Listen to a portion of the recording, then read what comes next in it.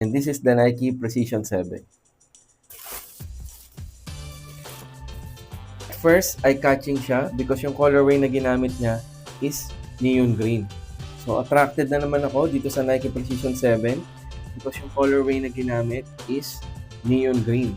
So, meron lang siyang black and white na colorway. And attracted na naman ako dito sa kanyang Nike Swoosh logo na very sharp and detailed.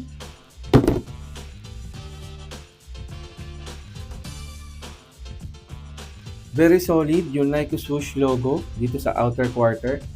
And meron din dito sa may inner quarter. Dito naman sa may upper, dito sa may shoelacing niya, meron siyang rubber design. Ayan. Sasuksukan ng sintas. And round type yung sintas na to. And kung makikita nyo dito sa may collar, mababa lang siya to make the ankle more comfort. Pagdating dito sa may tang, ganito siya. Hindi ganun kakapal yung kanyang cushioning dito, pero okay na rin siya. And may logo na Volt. And okay din siya sa mga wide-footed. Kung makikita nyo, round yung kanyang toe box. So ganito yung likod ng sapatos. Napakaganda ng pagkakagawa. Solid white na may neon green. Ito naman yung kanyang outsole. Kung makikita nyo, herringbone na rin siya, V-shape for multi-directional cuts and on-court quickness. And so may sagot na ako dito sa logo na to kung ano nga ba ibig sabihin nito. Just I remember na nag-review ako ng shoes ng Nike Revolution 8, meron din ganitong logo. So itong logo na to is recycled.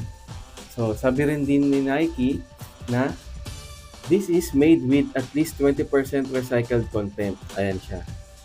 So sinasabi na which is si Nike mismo ay tumutulong din para sa ikakabuti ng ating environment. So meron lang akong short story about dito sa Nike Precision 7 na to. Napakahirap hanapin ang colorway na to. Talagang nahirapan ako. More than 6 months kong hinanap yung ganitong neon green colorway ng Nike Precision 7. Kasi ang mga nakikita ko lang is yung color pink and then yung black. Again, I'm pretty much excited dito sa Nike Precision 7. Although meron ng Nike Precision 8 na nilabas, pero onti pa yung colorway niya. So wala akong nagustuhang colorway ng Precision 8 ngayon. So, siguro, after 6 months, dun palang maglalabas ng maraming colorway si Precision 8. Again, dito sa Precision 7, nahanap ko yung gusto kong colorway because attracted nga ako sa colorway niya na neon green. Napakalinis and premium ng pagkakagawa nitong Nike Precision 7. Kung makikita nyo, meron din siya.